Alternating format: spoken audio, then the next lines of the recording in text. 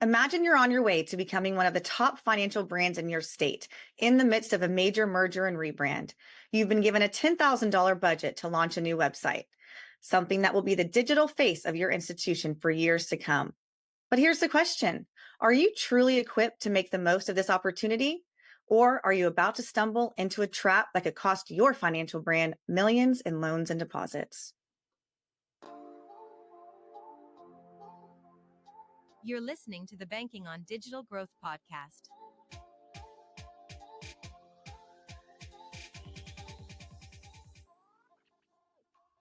Welcome back to the Banking on Digital Growth podcast. I'm Audrey Kanata, and today we're unpacking a real life scenario that highlights the critical gap between intentions and execution and why getting it wrong could jeopardize your growth and relevance in 2024 and beyond.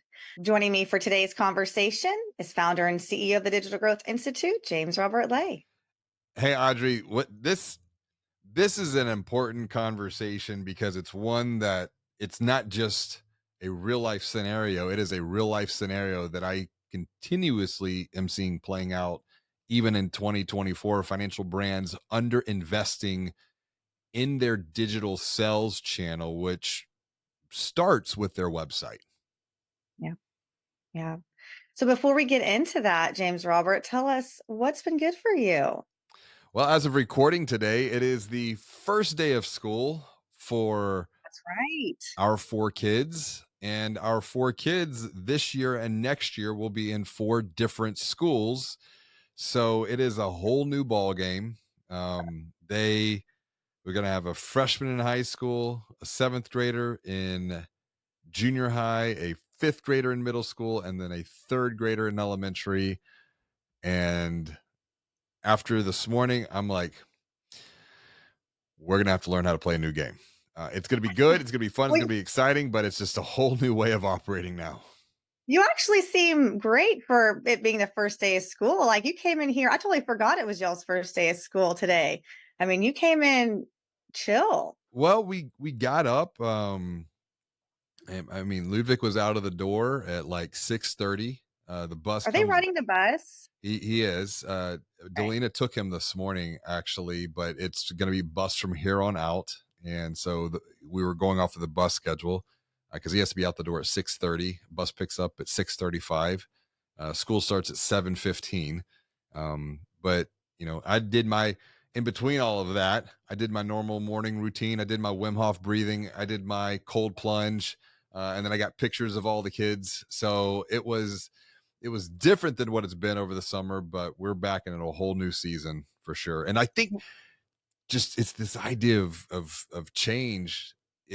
It excites me, but for those that I know who are watching and listening to this podcast, change can be a bit of an uncomfortable situation for sure. Yeah, you certainly do tend to thrive in change. Well, I'm impressed with all that going on this morning. And it's still morning, actually, as of recording. It is. So I I think you get an A plus. Well, thank you. And I wish I could give an A plus to some of the financial brands that I'm thinking about that inspired today's conversation. You know what? They did get an A plus, I would say. One of these financial brands in particularly, they had an A plus. This was an organization that we guided, my goodness, probably all the way back and started in 2015. A couple on their marketing team came to a workshop that we facilitated in Houston, and they went to the head of the class. But it was Yeah. what made them up as individuals. They had a growth mindset. Their leadership had a growth mindset. And so they were hungry to learn. They were willing to challenge the status quo respectfully. And if I think back on the progress that this organization made, I mean, they generated millions and millions of dollars in new loans, new deposits from not just a glorified online brochure that they had previously. They transformed that. They built a website that sells. And then there were some changes. A merger transpired. And that was great. it seemed very Right. exciting for everyone. And so out of the They were merger, excited. yeah, they were. And out of the merger came a whole new growth opportunity. New brand, so two institutions merging together. It reminds me very much of the BB&T and SunTrust merger, to where they now became Truist. So the same type of a situation, new brand, new growth opportunity. Which I love for both parties, though. I think that's I don't know how difficult that is, but I do love the combination of the 2. Oh, and I think where they're heading as an organization is extremely exciting, but there's a problem. Yes. There's a very, very big problem. And, you can only help those who want to be helped. Yeah. And I had a lot of conversations with the team, and they saw it, they understand the opportunity, but that perspective isn't shared by everyone throughout the new organization combined. And I said, that's okay. I said, you have to understand your perspective, which is the sum of context and framing, has been formed over the last 7, 8 years. In essence, you're really starting over all over again, because there are now new team members that are joining. There's now a blended senior leadership team that kind of just got to hit the reset button, start from ground zero. Yeah, I think that's good. That's a good point. They are definitely coming from a different experience, and that can be a challenge because you kind of have that little bit of well, obviously there's a knowledge gap, but the organization that they're merging with, they don't know what they don't know, and so it's kind of hard not to have those frustrating feelings when Correct. you're merging together. Like, oh gosh, we're not on the same page. And I wouldn't even say it's a knowledge gap per se. I would say it's more of a perspective gap, That's true. and that gap can then be bridged with knowledge. We know that the 4 steps of human transformation, the very first one is to help people see things from just a simply different perspective. In many cases, it's a slightly different perspective, Yeah. because when you see different, you begin to think different. And so, what happened with this particular organization is we were having ongoing conversations, and to see if there was any opportunity to help them. Could we help them? Number one, uh, did we want to help them? Number two, and number three, did they feel like they needed help? And that's one of the things we're really curious about, because I think it's that third point that I'm becoming more aware of, is not everyone wants to be helped, and that's okay. Um, Yeah, that is okay. I come at this from a servant heart. I want to help financial brands stop losing loans and deposits, because I see that there are unseen blind spots in their buying journeys, specifically their digital buying journeys, that are costing them millions in loans and deposits. And not everyone wants to see that, though. Not everyone wants to lift the rock up and look at all the bugs scurrying underneath, because it's going to make some people feel uncomfortable. And I think that's where this narrative has led. And so instead of taking a new adventure, taking a hero's journey, they've just said, you know what? We're okay right now. We're okay with where we're at. But where we're at, if I'm looking at this very objectively, has taken some steps back, because specifically the budget to build this new brand's website Yeah, let's get into that. was around $10,000. And this is this is an organization that is pushing $1 billion in assets. Yeah. So it's not I would say it's more of your average community financial institution. I think about another organization though that we worked with for comparison's sake. that went through the same type of an experience. They went through a merger, went through a couple mergers actually, Yep. launched a new brand, built an entirely new website, but they didn't just build a website. They built a digital growth engine, a website being a one core component of that. And they built a website that sells. It truly was a lead generation capability that Do you remember what their budget was or what they spent? I want to say it was probably everything encompassing because they worked with another agency Yes. in addition to our advisory. If I was to just take a guesstimate, it was around between 200 to $250,000.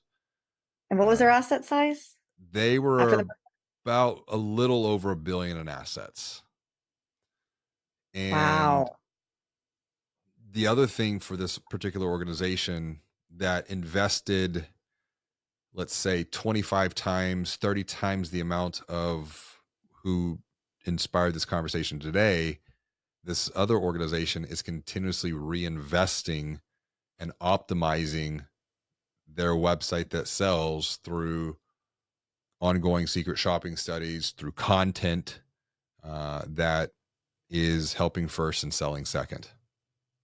So, how common is it, do you think, for community banks, credit unions to underestimate, I guess, the resources required for a new website, digital growth engine?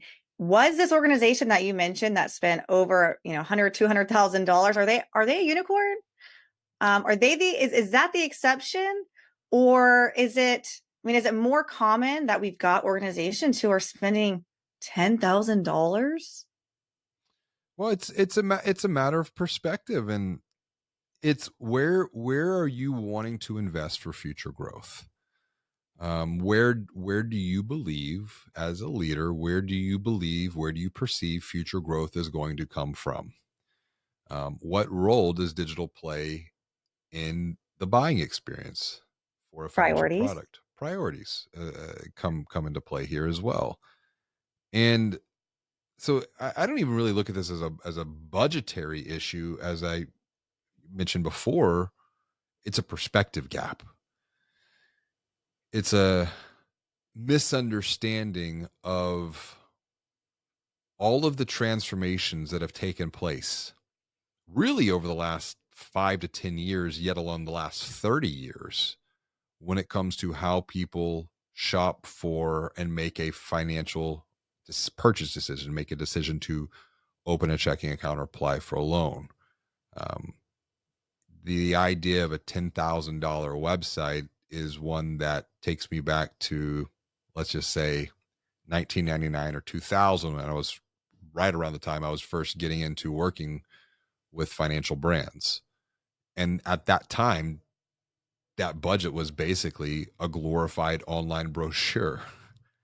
Um, we also have to look at what is the number one role, what is the number one goal of the website, but go dive deeper than that.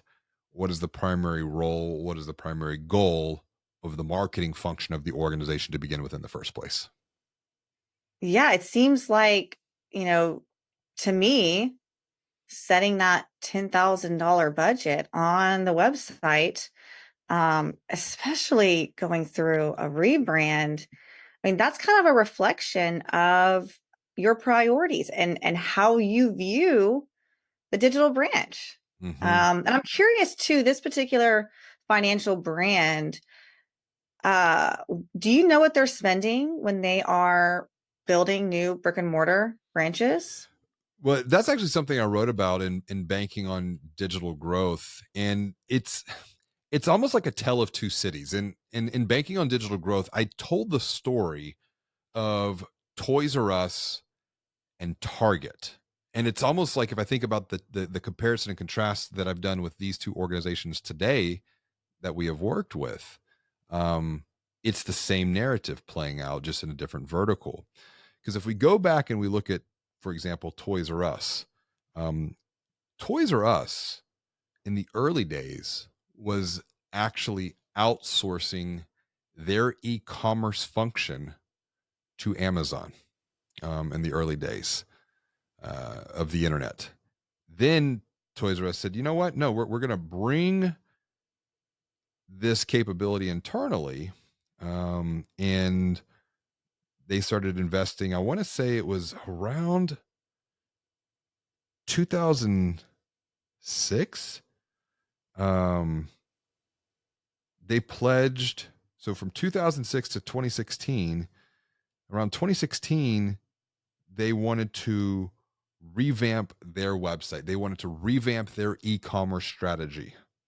Um, it's also interesting to note too, Target had an early agreement with Amazon as well from a distribution standpoint. So from 2006 to 2016, they built a website, Toys R Us did, in 2006, but it took them 10 years to then build the next iteration of that in 2016. Now, they had invested at the time in 2016 around $100 million dollars that they were going to invest over the next 3 years. So from 2016 to 2019, they were going to invest $100 million dollars in their e-commerce digital retail strategy. But what happened? Toys R Us filed bankruptcy in 2017. They didn't make it. And the alternative story was around that same time, Target, around that 2015, 2016, 2017 period, is actually in March of 2017. They were going to invest $7 billion in their turnaround strategy. 2.5 billion of that was going Wow. to go into their online presence. And so if you think about what Target did, they it wasn't just building a new website. It was building an entirely new growth engine. They were one of the very first to pioneer curbside pickup. They were Yeah. blending the digital e-commerce retail or digital retail with the physical retail. That's where we're at right now with financial services, particularly with banks, with credit unions, community banks and credit unions, is I believe and I see a perspective gap thinking that, well, we have our physical brick and mortar stores, we're investing. And when we did the research for banking on digital growth, we're investing anywhere between $2.5 million to $5 million to build a new physical branch, brick and mortar. And then to operate that branch, we're investing another $500,000 to $700,000 a year. Wow.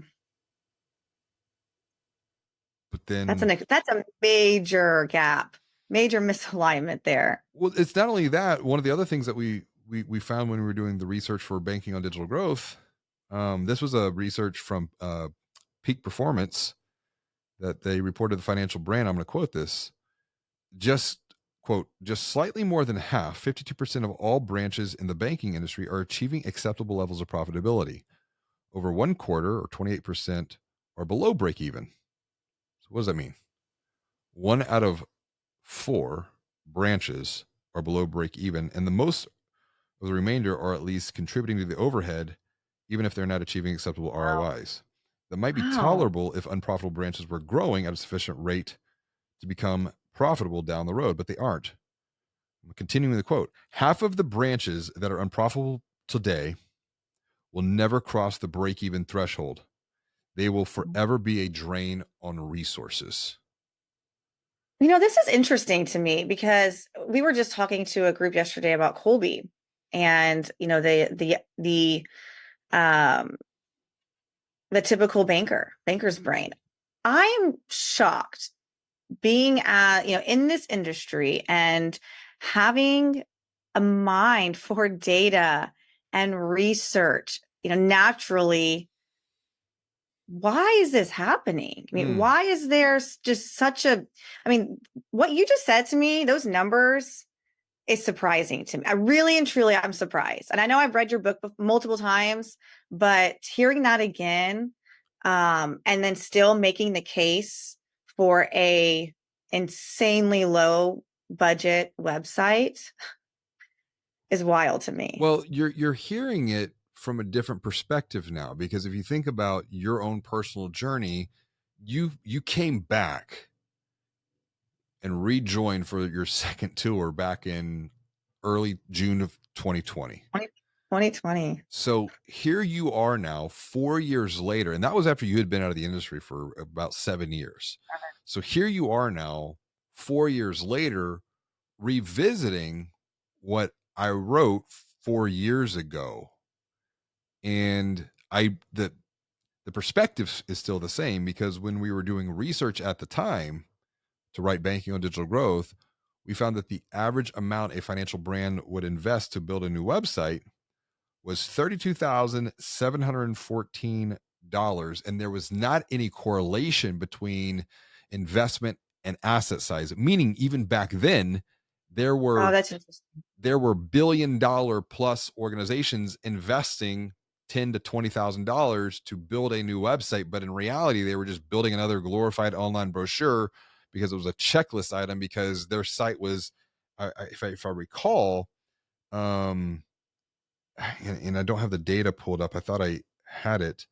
Um, the average age of a financial brand website is between 4 to 5 years old before they go through an entire revamp and overhaul. But we're bringing a different approach through growth driven optimization, and that's where the website secret shopping studies, it's like you don't have to wait 4 or 5 years to optimize. It's not just your Yeah. site, it's really optimizing your buying journeys here. Right. And Right. that's It's the deeper, ongoing. yeah, Like and there, that's the deeper aspect here. yeah, it's on, I mean, and that's I think an interesting point to make, because if there's an issue with, this budget, um, and, for whatever reason, the financial brand does not want to allocate an adequate amount in an entire overhaul at one time, invest quarterly, at minimum, invest quarterly into digital website secret shopping studies and just continuously optimize over time. It doesn't have to be this big, massive shift overnight. It can be this continual growth. That big investment may not hurt as much. Well, I I would agree, and I know we're about to wrap up. I want to just, for those watching or listening, once again, it's a matter of perspective. The idea of ongoing optimization and really viewing what role does your website play, what role does marketing play, for that matter. And your website is not just a marketing initiative, it is a marketing, sales, and leadership initiative that is designed to generate leads for loans and deposits, to nurture leads for loans and deposits, and to ultimately convert leads for loans and deposits. Um, there are organizations that we've worked with, for example, they launched a digital sales center that was part of a website optimization experience. They didn't build an entire new website, but we helped them to identify blind spots in their buying journeys. One of those blind spots was the website and how they were capturing leads and nurturing those leads. But they launched a digital sales center, and this was a $6 billion organization. And then within about 90 days, their new account acquisition coming from their digital sales center that their website played a role in was outpacing over 80 branches. But they made an investment in it. There was another They one. did. There was I a was hoping you were going to share that, by the way. I was thinking about that earlier, and I was like, oh, I hope he has those numbers here. well, it's a matter of investment. So, for It is. example, like if you were to invest $5,000 into a website secret shopping study, you should get at least a 10x return on that. Yep. And so, for example, I think about one bank that we recently talked to. they had shared with me that they were losing about $250,000 a year, that from their own estimates, from abandoned applications. And so I said, well, if we go in and we secret shop your buying journeys here, how would you feel if you were able to get at least a 10x return back? If you're able just to take $5,000 and turn it into 10,000, or not 10,000, $5,000 and turn it into 50,000. Well, that would be exciting. It would hurt less. Yes, yes. So there was even an emotion, and I think thinking about the banker's brain, there's emotion that's driving some of this action, or in many cases, it's inaction, and it's fear. It's we only know growth coming from the physical world, and I would, for those watching and listening, it's there. Where is the opportunity to transform the perspective, thinking about website, digital, not just as informational content, a glorified online Right. brochure, if you will, but really thinking about this as digital retail, as e-commerce. I know Carrie Ransom and I was talking about this just on one of the previous episodes of this recording, and he's been writing an article series. If I were a bank Yes. CEO, dot dot dot, Yes. and one of his recommendations was to start, I think how he framed it was like a digital sales manager or an internet sales manager, and he was liking this to car buying. Good. The Yes. the car buying vertical integrated this type of a methodology 15-20 years ago. Oh, yeah. Well, majority of community financial brands have not thought about that yet. So it's just, once again, conversation comes full circle. It's really about starting to see things from a different perspective, not from how we view the world, but how people in the communities that we serve, how their behavior has changed over time, and where they're looking for help, where they're looking for hope when it comes to solving their financial pain, and what role does your website play in that overall buying journey. So as we start to wrap up here, thinking, if I am a listener and I'm a marketing leader, what recommendations do you have for me to gain awareness, to maybe gain a new perspective, not only for myself, but then feel confident enough to bring that into the executive team? Because we know we're going to need a little bit of buy-in on this. It would be to get really curious as to value, what perceived value internally to begin with, that your website, the role that your website will play within your growth strategy going forward over the next, we'll just call it 2 to 3 years. Um, you just don't go out, for example, when you're looking to build a new physical branch, you just don't go out and start decide one day we're going to build that branch. We're going to No, you do site assessment. You look at traffic flow. There's a whole process that goes into deciding where. You got to buy the land, so there's an investment there, where you might lease. We're going to build out. We're going to operate that. Thinking about the role that the website plays in influencing the perception that prospective account holders have, that even account holders have, is a great place to start that conversation. Don't even really think about the budget at that point. Think about what is the Right. perceived value Right. that we can Yeah. gain if we make an investment over the next 12, 24, 36 months. Um, Yeah. and it's a marketing, sales, and leadership conversation.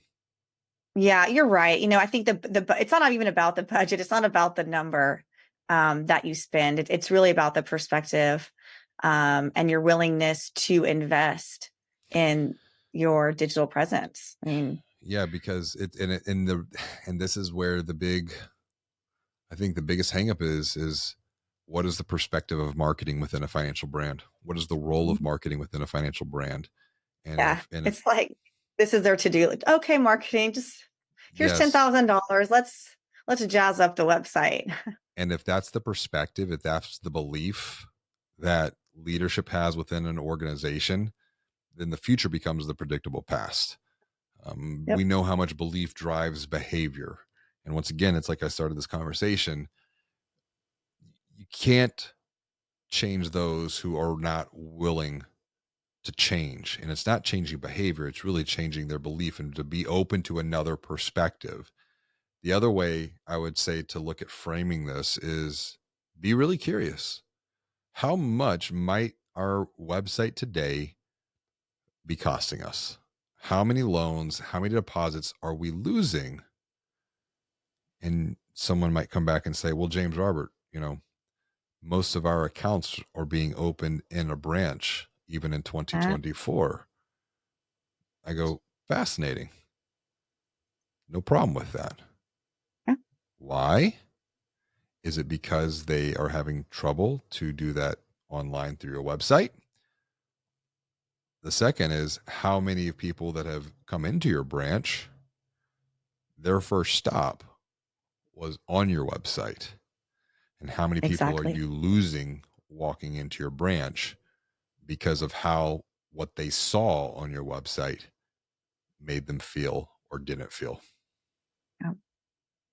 And if you're just curious and just want to see, um, that's exactly why we have our website secret shopping studies, to give you just some really quick but impactful insight, on your website on one specific product line. So if you're not sure, if you're listening thinking, gosh, I don't know if this is us or not, just reach out to us and we'll share a little bit more about our studies. Actually, one thing that we've started recently, and it's interesting, is our website blind spot benchmarks.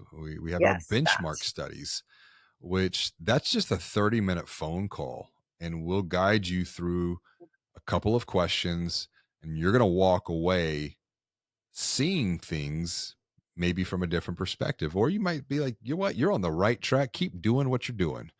Yeah, But to get one of those schedules, give us a text 415-579-3004, and schedule that website blind spot benchmark review. And we'll we'll tell you the truth of we where will. there's loss or where there's growth opportunities or where you can keep doing what you're doing, but at least you're going to walk away from that conversation feeling really confident on what those next steps should be for you. 100% if you want to, So if you want the help. exactly, and I think that's we're here and we're looking for those that are willing to question, willing to just ask, what is it that we're losing, or what could we do even better going forward into the future? Just be very, very curious. Be very curious about that. All right. Thanks, James Robert, for discussing this real life recent example of a situation we encountered not too long ago. Absolutely. This has been a lot of fun as always, Audrey. Thank you.